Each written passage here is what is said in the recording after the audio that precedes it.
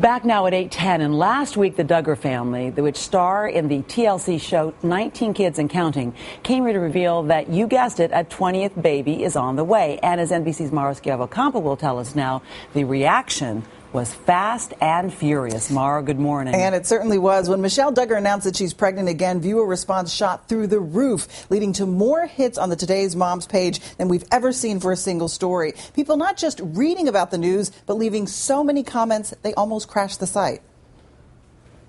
Good morning, everybody. It all started with this. We are expecting our 20th child. Michelle and Jim Bob Duggar of TLC's 19 Kids and Counting announcing on the Today Show last week that she's pregnant again with baby number 20. We are due in April and just thrilled. The news made headlines, instantly becoming a hot topic.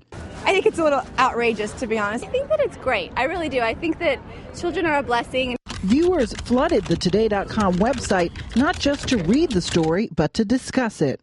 It was the biggest story we've ever had on Today Moms. We got more than 3 million hits and 15,000 people commented.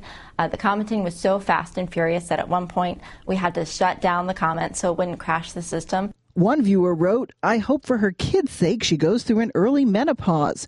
While negative responses outweighed the positive, defenders spoke out just as strongly. One writing, "The Duggars have done better with their 19 than most people do with their 1 or 2. People really take this story personally. They look at the Duggars and they look at their own families and compare them. And that really arouses some very strong passions, especially in moms. A big concern for many, Michelle's health. She's 45 and suffered from preeclampsia during her last pregnancy, and in 2009, baby Josie was delivered prematurely.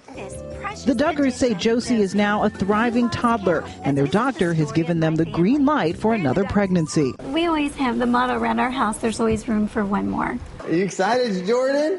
One family's big announcement getting an equally big reaction.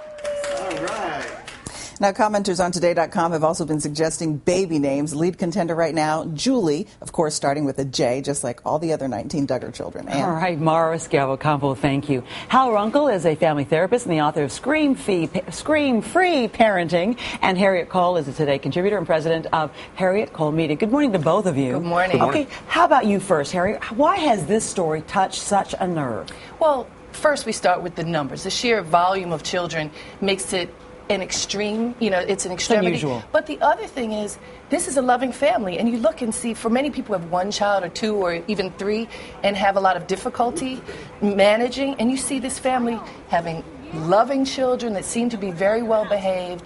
How do they do it? I think that's a big question, and that's part of the curiosity. Fascination, maybe some incredulity, but maybe even, do you think, some jealousy? Because these kids are well-fed, well-dressed, well-behaved, they're close to their parents, and apparently the parents can afford to raise them. I definitely think jealousy, envy. I mean, you look and you see that she gets to spend time with her kids. She's homeschooling her kids. So a lot of mothers who are out in the workforce are not spending that much time with their kids.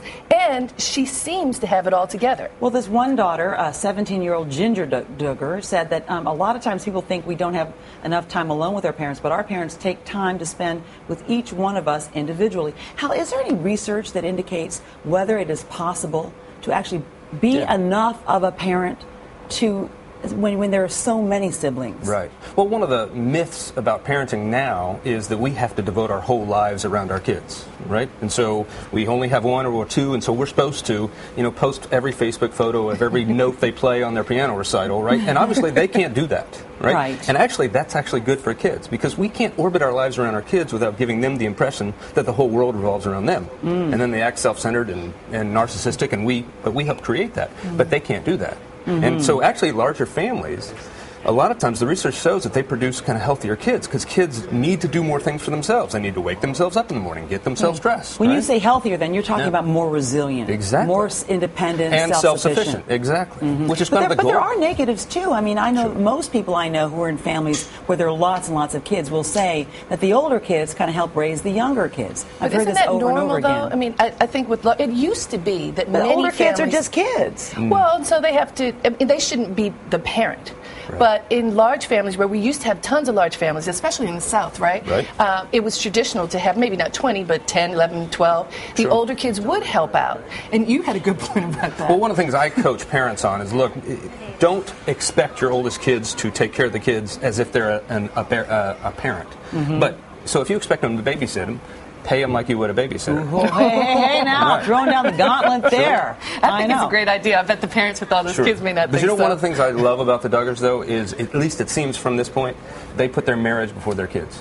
And you can see that when you they love each other. The kids are doing well. It's an amazing that's a good story. example itself. Well, Harriet Cole and Hal Runkle, I'm sure this is not the last we're going to hear about this. Thank you so much, both of you, for joining us this morning.